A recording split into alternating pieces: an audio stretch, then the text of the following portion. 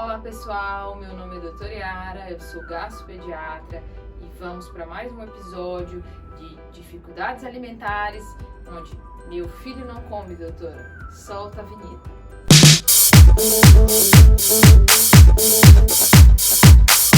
Bom, duração da refeição. Difícil, né? Quanto tempo deve durar a refeição de uma criança? Quanto desafio você tem nesse momento, né, em que a criança recebeu diversos relatos de mães que dizem que passam horas na refeição para que a criança coma e que é muito complicado esse momento.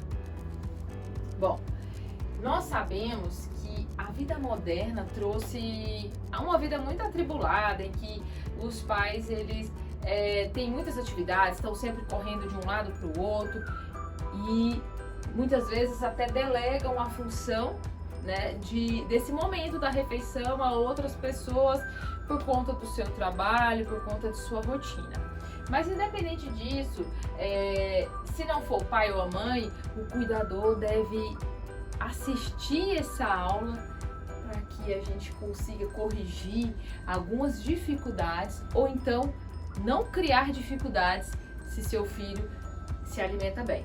Existem alguns princípios básicos para que a gente consiga fazer uma refeição de maneira mais agradável. Falando principalmente com relação à duração da refeição.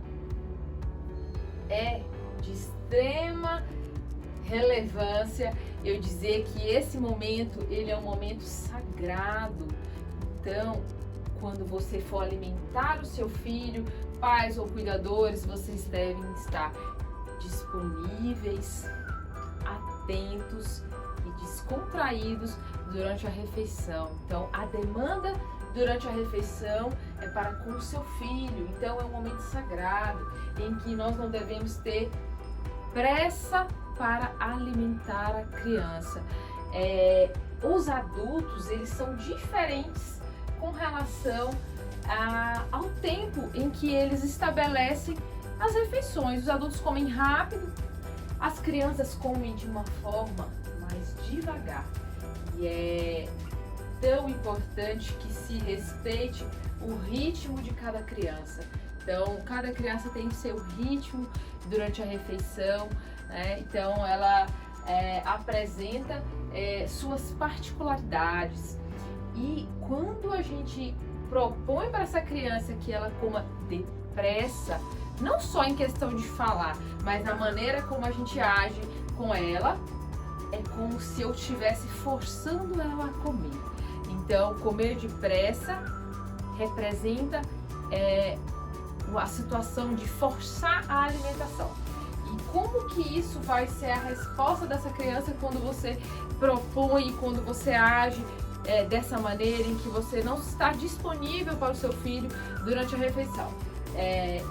Ela começa a ter recusas alimentares como uma forma de protesto a essa maneira em que é conduzido esse momento. Então, a refeição é um momento sagrado em que não se deve propor às crianças comer depressa. Então, a gente tem que ter o seu ritmo para que não ocorra a recusa alimentar. Então, a chave para a recusa alimentar é esse comportamento de forçar a criança quando você propõe comer depressa.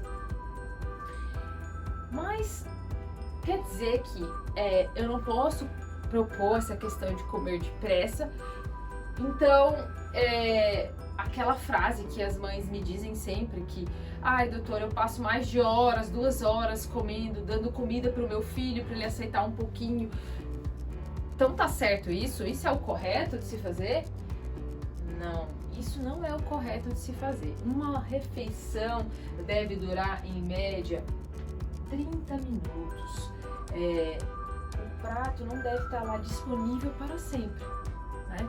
Então, quando a gente coloca a criança para comer, né, junto ali com os adultos, a gente não pode retirar essa criança assim que os adultos terminam, porque pode acontecer de muitas vezes ela ainda não está saciada, né?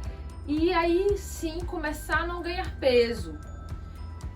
Então, eu devo promover uma alimentação dentro do seu ritmo, mas não passar muito desse período de 30 minutos. Ou seja, eu tenho que ter paciência, mas também eu não posso deixar esse prato disponível lá para sempre. E aí, a minha postura diante do momento em que eu tiro esse prato é não falar mais de comida.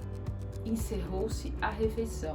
Então, dentro desse período de 30 minutos, esteja disponível, atento e descontraído para que seja um momento agradável. Após isso, retire o prato e tenha tranquilidade para que não se fale mais em comida. E aí nós vamos para a próxima refeição.